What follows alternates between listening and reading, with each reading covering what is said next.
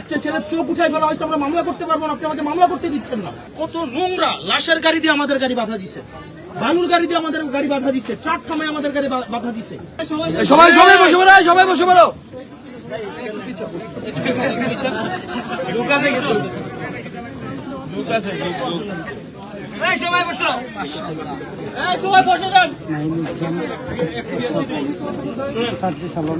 আপনি DC diplomatic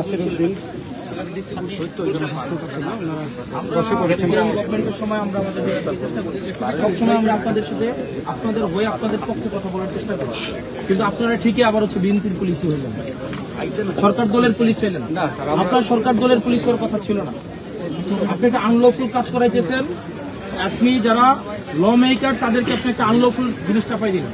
আপনি বলেন এই জায়গায় যে আপনি দাঁড়াইছেন এটা আনলফুল, এখানে কি 144 ধারা চলতেছে? কোথায় চলতেছে? কোথায় চলতেছে? আরো পিছিয়ে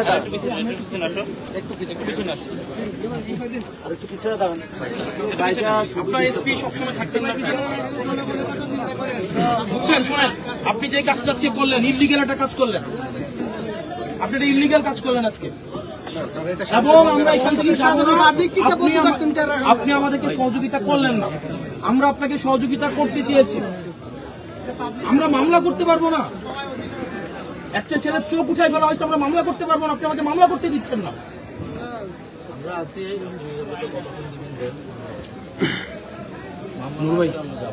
মানে কত নোংরা, লাশের গাড়ি দিয়ে আমাদের গাড়ি বাধা দিছে, বালুর গাড়ি দিয়ে আমাদের গাড়ি বাধা দিছে, ট্রাক থামায় আমাদের গাড়ি বাধা দিছে। কি পরিমাণ নোংরা মানসিকতা সম্পন্ন, লাশের গাড়ি পর্যন্ত যেতে দিচ্ছে না, লাশের গাড়িটা আমাদের সামনে দাঁড় করে রাখছে। ওটা ওনার জানাজা আছে, জানাজা মিস হয়ে যাবে। এটার নাম প্ল্যান।